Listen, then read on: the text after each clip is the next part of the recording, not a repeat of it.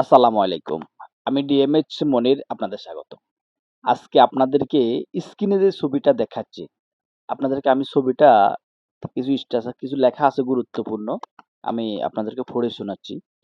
রোগীর মৃত্যুতে, বিশেষ করে রোগীর মৃত্যুকে কেন্দ্র করে চিকিৎসকের মাথা ফাটালো স্বজনরা।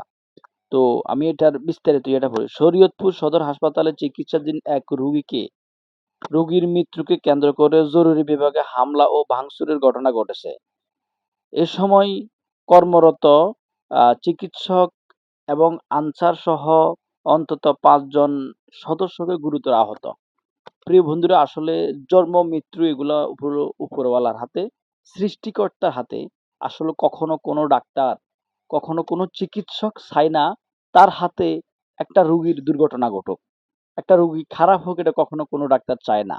কিন্তু আসলে অনেক সময় হয়ে যায়, অনেক হসপিটাল, বিশেষ করে কিছু সরকারি হসপিটালের কিছু অনৈতিক কার্যক্রমের কারণে, কিছু অসাবধানতার কারণে, কিছু অসচেতনতার কারণে হয়তো অনেক সময় অনেক রোগীদের অনেক দুর্ঘটনা ঘটে যায়।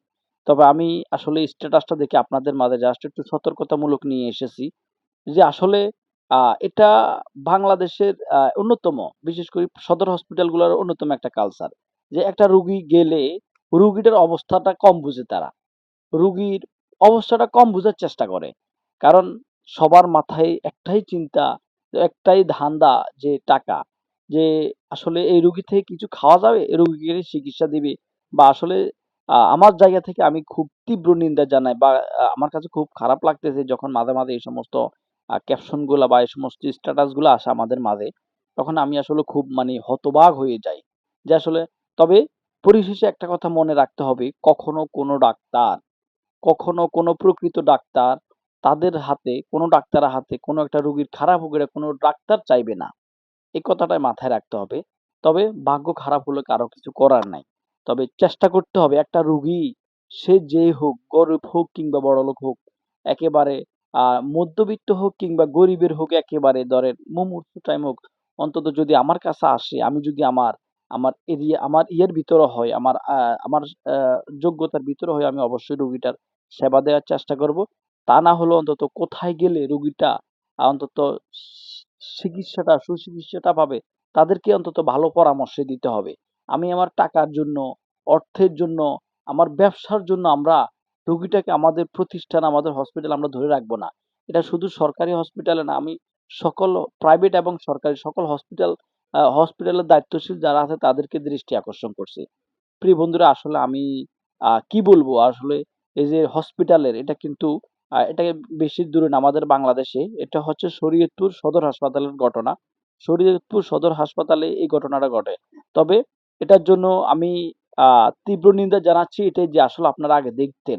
আপনারা দেখতে হবে যে ডাক্তার, দায়িত্বশীল যে সমস্ত ডাক্তারগুলো আছে, কতটুকু কি পরিমাণ রুগীর এবং রুগীদের অন্যান্য স্বজনদের সাথে কি বিহেভ করছে, কি ব্যবহার করেছেন, আগে ওটা ফলো করতে হবে। তবে আমি আসলে এটার আর তীব্র নিন্দা জানাচ্ছি, এটা যে আসলে আপনারা অন্তত, যেহেতু আপনাদের রুগী মারা গেছে, আপনারা আসলে এটা আ হসপিটালের ইয়েতে দায়িত্বশীল যারা আছে তাদের সাথে এইভাবে হাতাহাতি মারামারি না করে আপনারা অন্ততপক্ষে দেখতেন, যুক্তি বসতো, যাতে করে পরবর্তী যদি তাদের কোনো অবহেলা থাকতো বা অবহেলা থাকে, তাহলে ওদেরকে সতর্ক করে দেওয়া উচিত ছিল যে আসলে এই সমস্ত কাজ যাতে করে না হয়।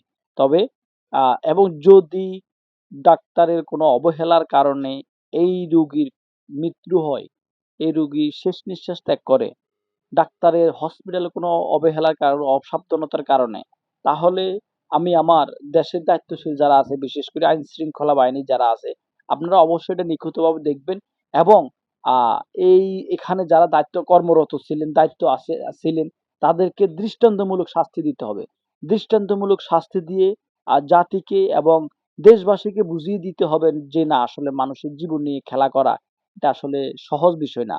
তো আমি আসলে আমি আসলে এটার জন্য আজকের ভিডিওটা করা, যে আসলে যদি এরা প্রকৃত অপরাধী হয়, এদেরকে মাথা ফাটায় না, এদেরকে আইন নিজের হাতে না তুলে দিয়ে আপনারা আ আপনাদের আমাদের দেশের দায়িত্বশীল, বিশেষ করে আইন শৃঙ্খলা বাহিনী আছে, তাদের কাছে অন্ততপক্ষে তাদেরকে সোপর্দ করতে পারেন। আইনের আওতায় তুলে দিতে পারতেন। তাদের কাছে নোটিশ করতে পারতেন যে আপনারা আপনাদের আসলে আইনি যে ব্যবস্থাটা এটা নিতে পারতেন। এভাবে এভাবে আসলে আইন হাতে না তুলে নিয়ে, তো প্রিয় বন্ধুরা আসলে আমি আসলে কথাটা বলছি, কিন্তু আসলে যার স্বজন হারিয়ে যায় তাদের হয়তো মাথা ঠিক থাকে না। তাদের তখন বিবেকে কাজ করে না। তাদের আবেগও কাজ করে, তখন তাদের আবেগে কাজ করে। কারণ তাদের স্বজন হারিয়ে গেছে। তাদের স্বজন হয়তো এমনও হইতে পারে অদক্ষতার কারণে, অসচেতনতার কারণে, অযত্নের কারণে, এবং কি বিশেষ করে অবহেলার কারণে হয়তো তাদের রোগীটা মারা গিয়েছেন। প্রিয় বন্ধুরা আসলে সবাইকে উদাত্ত আহ্বান জানাচ্ছি এতটুকুই যে আপনারা আপনাদের নিজ জায়গা থেকে অন্তত অতটুকু সতর্ক হবেন যে যদি এখানে চিকিৎসা না আপনারা অন্যখানে নিয়ে যাইবেন। এবং ডাক্তারদেরকে দায়িত্বশীল যারা আছে তাদেরকে দৃষ্টি আকর্ষণ, যদি আপনাদের ক্যাপাসিটির বাইরেও আপনারা এই রুগীটা রাখবেন না। কারণ রুগীটা রাইখা রুগীটার ক্ষতি করার দরকার নাই। তো প্রিয় বন্ধুরা আমি আমার দেশের দায়িত্বশীল যারা আছে তাদের প্রতি একটু উদাত্ত আহ্বান জানাচ্ছি।